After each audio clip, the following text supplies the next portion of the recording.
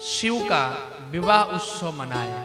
एक लीला है, वो तो अजन्मा है, न जन्म लेते हैं न मरते हैं।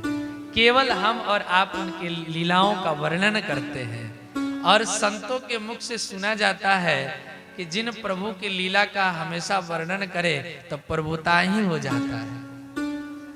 देवभूतम च देवता, आचार्य जी देवताओं की गुणगान करते करते स्वयं देवता हो जाते हैं। अब कहेंगे कि महाराज हम देवता कैसे बन सकते हैं? तो देवता नहीं तो महापुरुष तो बन सकते हैं। देवताओं की हम लोग जब गुण गाएंगे, उनके स्वरूपों को जब धारण करेंगे तो हमारी स्वरूप देवताओं के स्वरूप से मिल जाता है। यानी प्रभु हमारे ऊपर कृपा करके जैसे किसी लीला हो और लीला में पात्र बनते हैं, तो जो राम बनता है उसके स्वरूप देखना, एक जैसे जब लीला करते तो लगता है कि साक्षात राम है?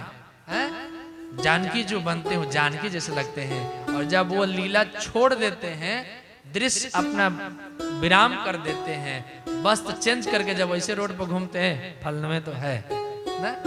यानी कि देव जिसके स्वरूप को हम धारण करते हैं तो स्वरूपत्व प्राप्त हो जाता है। ये महिमा है महाराज। तो हम लोगों ने कल की कथा में शिव विवाह का उत्सव आनंद लिए।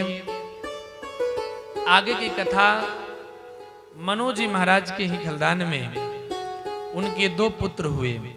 कौन कौन? प्रियव्रत और उत्तानपाद। उत्तानपाद जी का दो विवाह हुआ, सुनुति और सुरुचि। उत्तानपाद का अर्थ क्या होता है? उत्तानपाद का अर्थ अगर हम लोग व्याकरण की दृष्टि से देखें तो उत उधौ पादौ यस्य सह उत्तान पादः। उत्तान पाद का अर्थ यही होता है कि उत उधौ, उत उपसर्ग है, उतौ पादौ, जिनकी पैर ऊपर हो वही तो उत्तान पाद है। महाराज हम सब ही उत्तान पाद हैं। माँ के गर्भ में जब रहते हैं तो उल्टा ही तो रहते हैं, तो हम सब ही उत्तान पाद हैं। महाराज देखिए, उत्तान पाद बहुत अच्छा राजा है। उनकी दो पत्नी हैं, सुनीति और सुरुचि।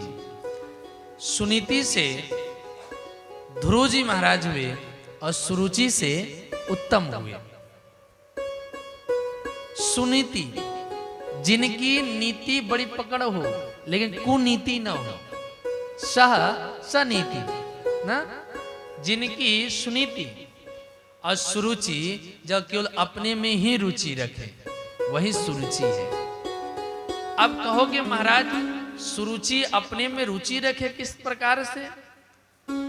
तो अपनी कामना को सिद्ध करने के लिए, जिसमें उसके स्वार्थ बस लाग ही प्रीति, जिनमें मेरा ही स्वार्थ दिखता हो